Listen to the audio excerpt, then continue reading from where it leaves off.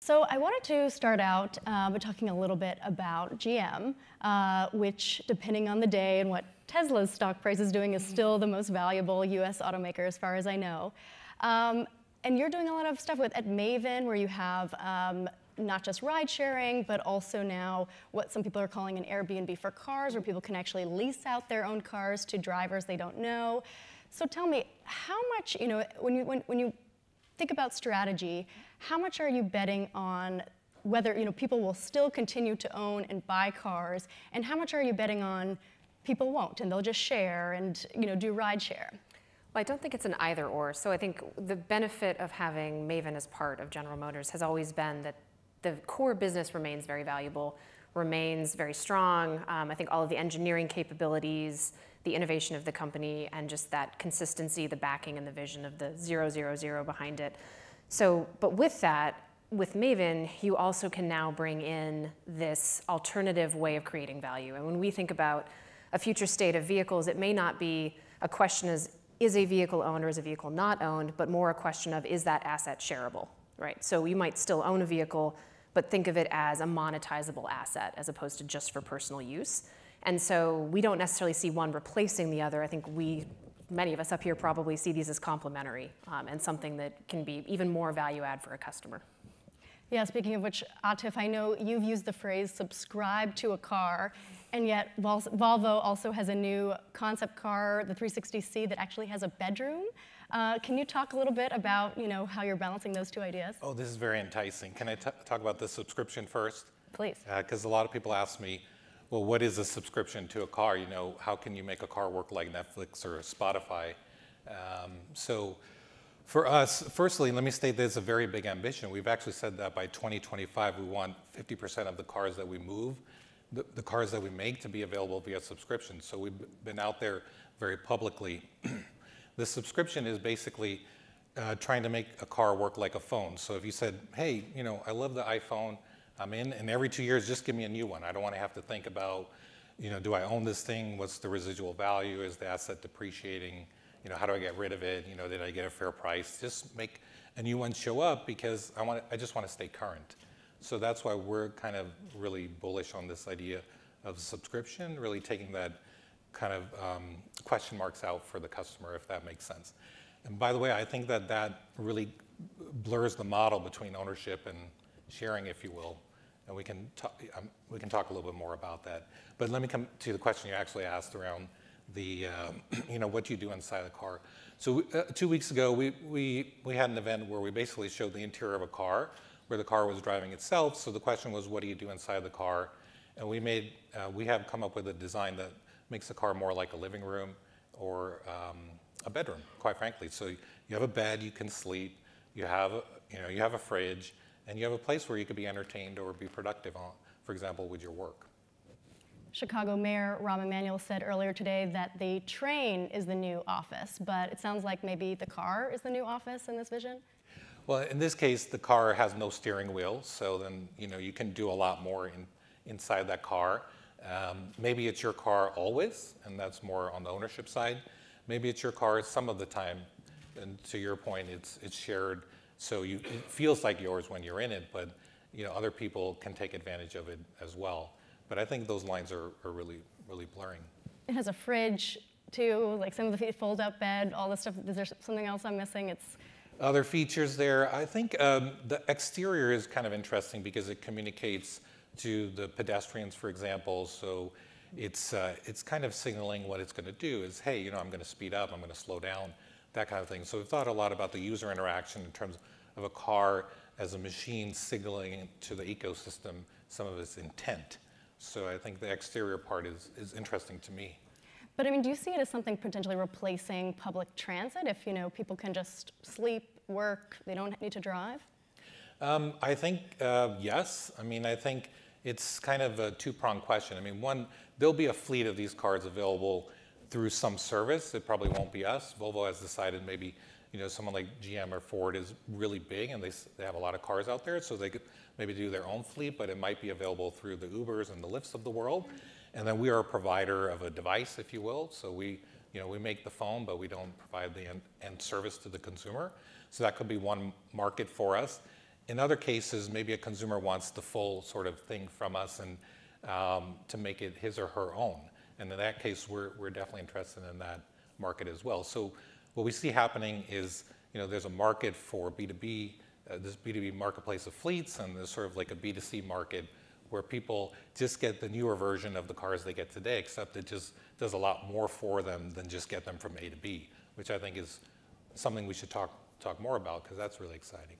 There's some concern that, if cars become too comfortable and you don't actually need to have your hands on the steering wheel, you could be asleep in the car, for example, that it's going to increase traffic because, people won't be taking public transportation, they'll just be riding around. Sunny, I know you're working with cities to explore different types. Can you talk about, if that happens, what the implications are for traffic or how you solve that?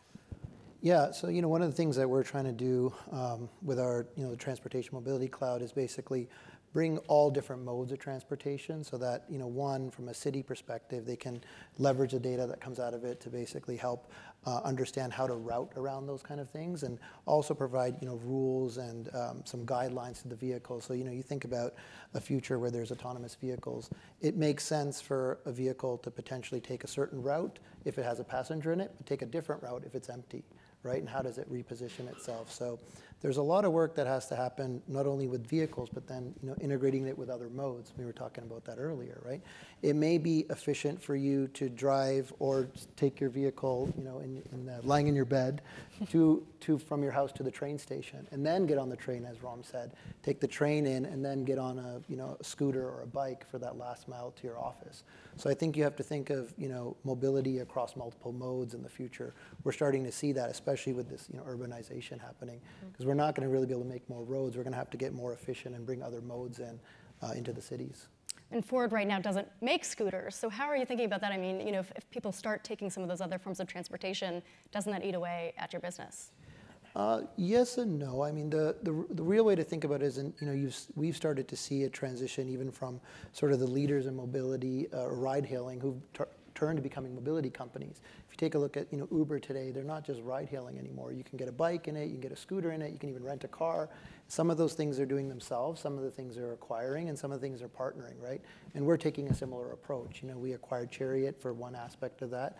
We have Canvas was another acquisition, and we've internally grown things like our non-emergency medical transport business. So when we think of, and we have our Go bikes as well. So we're kind of playing across the spectrum there. Rachel, I know GM has also outlined a vision for the future of zero congestion, zero emissions, zero crashes, but the congestion part is really interesting, because as far as I know, you guys aren't like building a Hyperloop or something. So Not yet.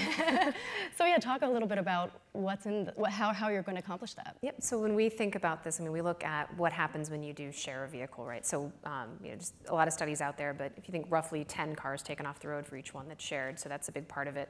And then as we think about, we were talking offline earlier, just partnering with a city, right? So you don't want to think of this as coming in and asking for forgiveness. So it's more of a come in and partner and think about, can we amplify transit? Can we understand where some of the other city constituents might need, as an example, charging infrastructure?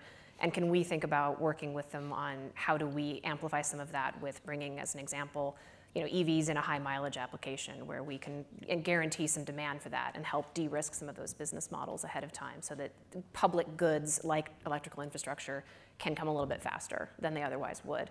And so for us, it's as much about that, again, that ecosystem view that we all talk about of approaching this more holistically as a systems integrator, which is, I think, what our OEMs are used to doing, as opposed to coming in with one piece of this little system and trying to just code that, right? So it's much more of that ecosystem play. Mm-hmm. Is it possible that in the future GM will make something other than cars? I would not rule it out. I would say certainly, obviously that's our core expertise, but all of us as we think about mobility, we were talking about talent here a minute ago, how much hiring is happening from non-traditional sources and really bringing in different points of view and different skill sets and thinking about becoming a talent magnet for more than just our core automotive functionality. But certainly, I love our products, and I never used to be a car person, but I think you get into it and you realize that this is still very much a business about vehicles that people love and people connect with emotionally. And yes, it might be shared, but it does still reflect, I think, the needs of a family, the needs of an individual, and to some extent just what we love to do and how we spend our time. And so yes, autonomous, I think, when we talk about it as a system, there's also that just piece of it of what is the experience in the vehicle, right? Which is something that we have thought about for decades and amplified for decades. And can we take that even further now and really create an experience that our customers are going to love, whether that's in a car they own or a car they're borrowing, but designing that experience from the ground up. And I think that's one of the advantages we do have as automotive companies. We don't have to just take something that's come off someone else's line and then figure out how to do an app for it, right? Like we have the complete soup to nuts option to design things that are purpose-built, which is pretty cool. Yeah, I know part of the vision is zero crashes, and Atif, we were talking earlier that Volvo also, sees a future in a few years, you might even have put a year on it, when there will be no more car accidents. How much needs to happen before that becomes a reality, and how are you working towards that? Well, we have a corporate promise that there will be no accidental deaths or serious injuries in Volvo cars, by 2020. So that's right around the corner, and we'll obviously be talking more about that. And I think we've made fantastic progress there, and we're obviously known for safety, which gives us an opportunity to do, I think, a good job in the autonomous driving space, because that's very critical, and those two things are very linked. At the same time, I think we have to think a little bit bigger, because safety is really more of a reactive thing. It's basically avoiding a problem. Well, how do we actually kind of create more quality of life for people? So we think about health and wellness, and I think if you take a step back and you consider all the technology that's coming in cars and that's already there are sensors and seat belts. They can monitor your breathing levels. Volvo cars next year will start offering the option for driver-facing cameras for the purpose of avoiding drowsiness while you're on the road. That impacts us all, or intoxication, and there's various reasons people may opt for that. But then that can actually be utilized for a lot more. It can be used for, we were talking a little bit about glucose levels, and that is something you can monitor. And then what could you do to help people avoid problems? For example, blood sugar level falls, trigger a phone call to a loved one. But you can go much further with it. I mean, you spend so much time in the car that you're building a real good profile of someone's health status under different conditions. I spoke to a doctor who told me that, coming into the doctor's office once every 4 months, pressing a stupid ball, that's not really a stress measure. It's actually being on the road and knowing that literally somebody almost cut you off, and how did you react? And so now we can begin to, contribute that data to a better understanding of that particular human being at a personal level, and not ourselves, but with others, really have an understanding of how that person's doing. I think that's taking care of people really at the next level, and I think cars are really going to mean that, and that's why I think people will always have an emotional connection with the car, and they'll expect much more from the products. Yeah, there's self-driving cars, I imagine, is part of, there's that machines will eventually be better drivers than we are, and that will help improve safety. I think something that kind of reverberated through the market this year was there was an accident with an Uber driver hit and killed a pedestrian in Arizona. I think they were actually driving a Volvo car, although I don't. They had disengaged the Volvo safety system. You can ask Uber about that, and they have their reasons for that. So but do you, even so, do you draw lessons from that accident, or is that something that in the company you could internalize in some way? I mean, in that particular case, self-driving on a highway at a high speed is a very complicated use case, because speed actually influences response time. And so that's why companies are very focused on sensor fusion, looking not only at computer vision, but the sensors, but also the LiDAR, because LiDAR actually helps you build more of a 3D profile of the thing to determine that object and how far away it is, and then the response time. So, those are the constraints around making autonomous drive available in all cases. But if you, just coming back to the question, if it's about like when that will be available, that's more around, okay, well, maybe it's available on highways, but at certain speeds and not higher than that, for example. So yes, absolutely. All the companies working with partners like Uber and even Google, we're thinking about how to make this available across the most coverage possible. And it's going to be, a period of time in which that grows and does a good job of it. Yeah. Sunny, you just joined Ford a few months ago when they acquired your company. I'm curious to hear, from your perspective, what do you see as becoming possible in the world of cars as soon as next year that currently isn't, 3 years, 5 years, so on? Yeah, it's great. One of the reasons that we wanted to join Ford was we saw a really big commitment around, one, the AV program, but two, the 100% connectivity, right? We really believe, making all the vehicles connected, to the points you're making, open up a lot of new avenues for functionality and better customer experience, right? Having all that connectivity there, it allows us to offer new services to our customers, enhance services to our customers.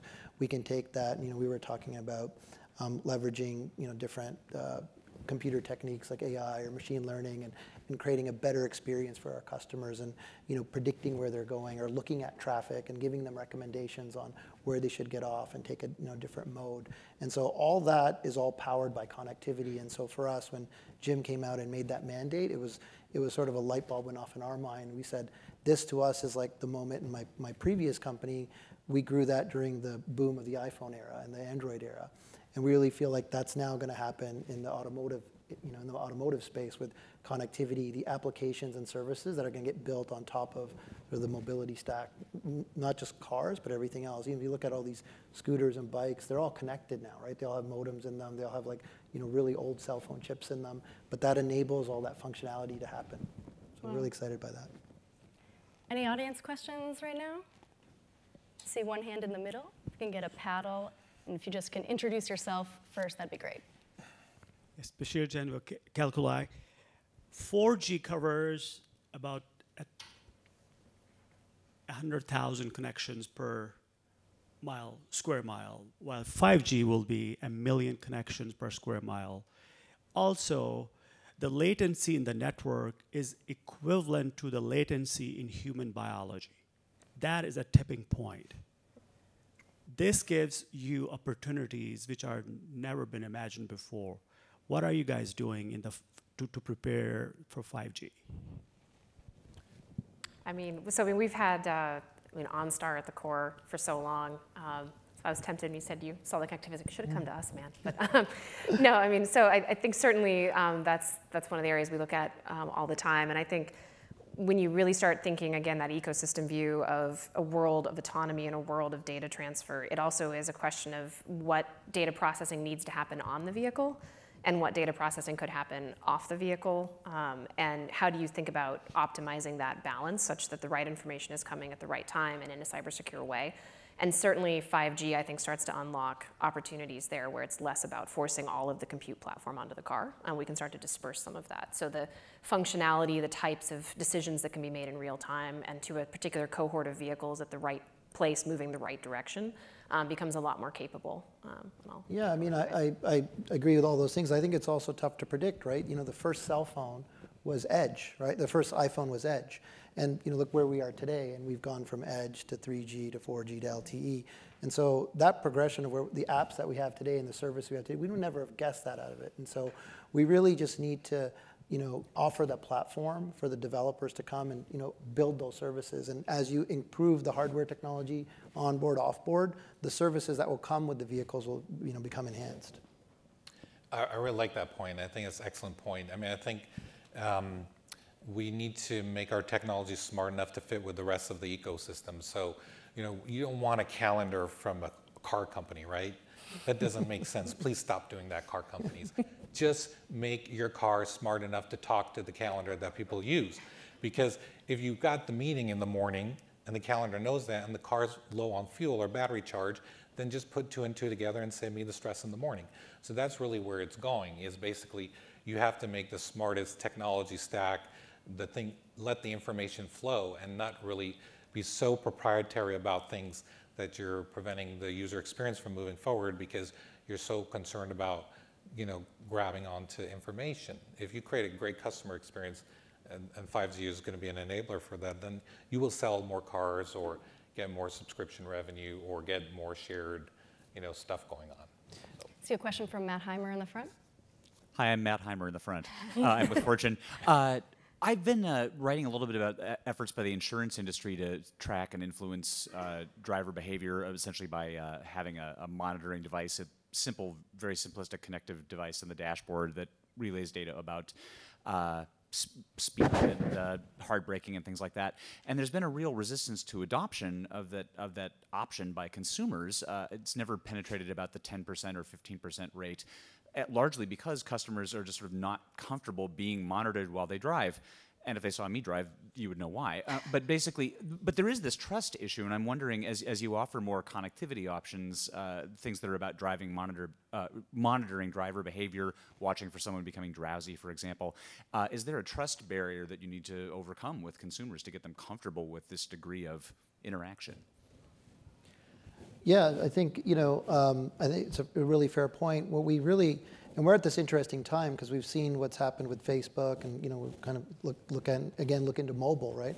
I think we have to take some of the lessons learned from that space and really understand that the data belongs to the customer. We have to get the appropriate authorizations from those customers. I think it really just on our cell phone, we give all kinds of apps access to our photos. It's pretty personal stuff, right? But we do it because there's a value that comes with it, right? Maybe you want to put it on Instagram, or you want to send it on WhatsApp to someone. And that value is expressed to the person. I think when it comes to the vehicle services, we all collectively have to do a good job together with the developers to express that value, right? To really show the customer, okay, on that trip, your insurance would have been half as much had you given us the data because you're a good driver, right? And so this isn't a Big Brother type of thing. This is something to give you a better experience. If I could add to that, I think that will definitely come driven through economic incentive. So for example, if someone said to you, hey, if you said, that's a very desirable car, I want it, and the company that makes it said, here you go, you can have it, use it. You drive a certain number of miles, you drive it with a certain level of responsibility, and that's the cost you pay. But you're not deciding up front, those things. Oh, I'm going to drive it 12,000 miles a year. I'm going to have this thing for 5 years. I'm going to drive it like the average person. There is no average, really. It's just really super personalized. And then they could do that, number one. And number two, for the downtime, when you're not using it, they could make it increase that utilization, and in some trustful way, bring that cost lower to you because it's shared or part of a fleet, et cetera, et cetera. I think that's going to be the flywheel that actually gets all this going. So it's a system level problem where basically, if you can match people's needs against each other and create a ton of value, not like 20% better, but 200 or 500% better, now you're really in the game. Great. And all the enabling pieces are there, so it'll happen at some point. One more question here, please. Thanks. I'm Evan from APCO. This area is one of the areas where I think technology and the sort of regulatory framework, the sort of legal framework, are going to collide with each other. Right now, the liability chain is pretty straightforward. You buy a car, you drive that car, you're responsible for your driving. If you get in an accident, you have insurance. The insurance pays. Most states require you to have insurance.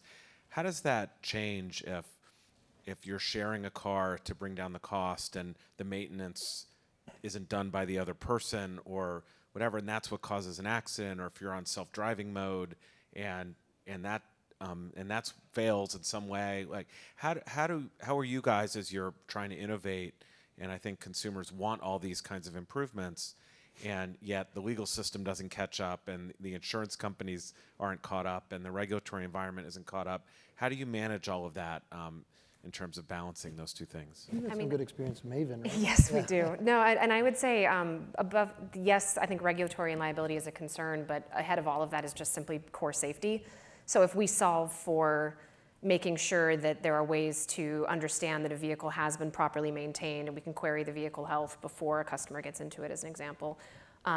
Those are the types of, I think, first principles that then liability and regulatory can fall from that. I think in a regulatory environment, the more we partner and demonstrate a very effective safety record, the better we can work in a collaborative way on regulations that make sense and support safety broadly.